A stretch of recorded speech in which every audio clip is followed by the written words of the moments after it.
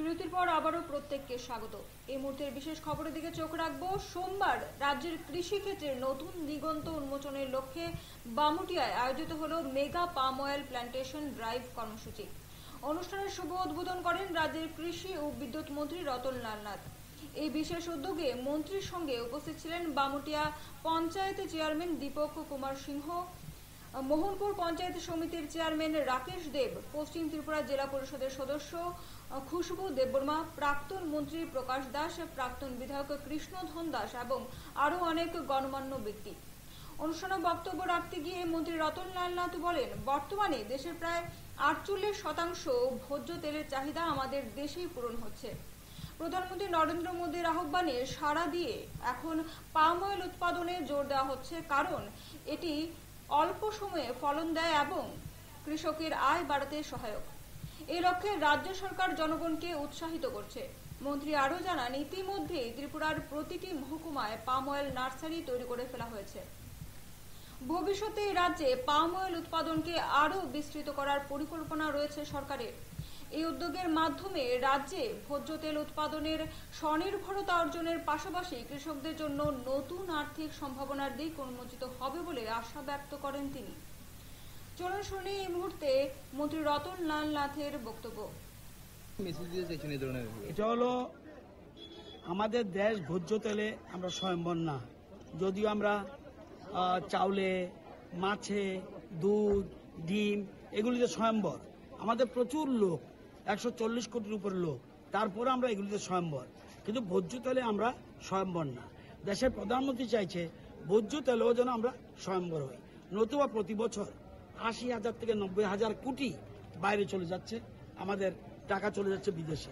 সেই জন্য আমাদের দক্ষিণ ভারত স্পেশালি এবং উত্তর পূর্ব ভারত এটাকে বেশি বেশি গুরুত্ব দিয়েছে, কারণ এই জায়গাগুলি অয়েল পামের জন্য ভালো এবং রাবারও ভালো, কিন্তু রাবার 7.5 বছর অপেক্ষা করতে হয়, আর পাম অয়েলের অপেক্ষা করতে মাত্র 3.5 বছর 4 বছর, এরপরে ফসল আরম্ভ হয়। আর এটা কোনোদিন দাম কমবে না, এটার দাম নির্ধারিত করা আছে, উপরের দিকে উঠবে এবং সরকার, কেন্দ্রীয় সরকার কর্তৃক রেট ফিক্স করা আছে, কোথাও দাম কমাতে পারবে না। আর যেটা বাজার 100% গ্যারান্টেড, অর্থাৎ আমার যে উৎপাদন হবে কোথায় বিক্রি করব এটা 100% গ্যারান্টেড। এখানে যে সংস্থা তারা কিনবে এবং তারা কিনে কোথায় কিনবে, এখানে প্রসেসিং সেন্টার করবে। এবং সবচেয়ে আরেকটা গুরুত্বপূর্ণ, রাবারের মাঝখানে কোনো চাষ করতে পারবেন না। এখানে কিন্তু কৃষকরা বিভিন্ন ধরনের, যদি মনে করে আমি পাম অয়েলের জায়গার মধ্যে ভিতরে শুয়োর চাষ করব, আমি মুরগের চাষ করব, আমি অন্য ফসল লাগাবো, আনারস লাগাবো, আমি অন্য বিশেষ করে আমরা গোলমরিচ লাগাবো বিভিন্ন, এবং এই জন্য আমরা সরকার টাকা দিই, বলে না এটার পাশে অন্য কিছু আমরা করব, এই জন্য, এবং সবটা চারা বিনা পয়সায়, এবং এই জন্য সরকার তার কিচ্ছু কিন্তু জঙ্গল কাটিং এটাও সরকার আমরা দিচ্ছি। অর্থাৎ অয়েল পাম্পের আমাদের টার্গেট 25-26-এর মধ্যে আমাদের 7,000 হেক্টর হওয়ার কথা। আমরা এর 25-26-এর মধ্যে 7,000 হেক্টর কথা ত্রিপুরা, আমরা অলরেডি 4,000 কাছে পৌঁছে গেছি এবং আজকে এখানে 54 হেক্টর জায়গাতে হবে। এবং এই বাগানের একটা খুব ভালো জিনিস কর্তৃপক্ষ আমি অন্য বাগানে দেখতে পাই না, নতুন চারা লাগায় না, চা বাগান। এই বাগান যখন ভদ্রলোক কিনেছে মাত্র 65,000 চারা ছিল, চা গাছ ছিল, এখন সেখানে 5 লক্ষ লাগিয়েছে।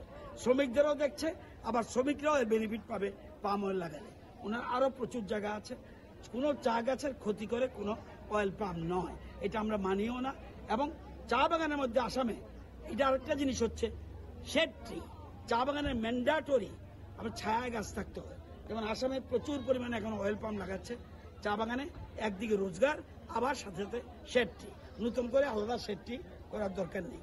তো আমার উদ্দেশ্য হলো সবাইকে অনুরোধ করব, যাদের খালি জায়গা আছে বড় পরিমাণ, তারা বিনা পয়সায়, অলমোস্ট বিনা পয়সায় তারা এই পাম অয়েলের চাষ করুক।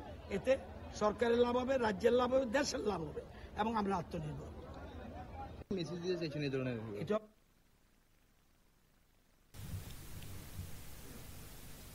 এখন সময় একটি ছোট্ট বিরতি, ফিরছি বিরতির পর।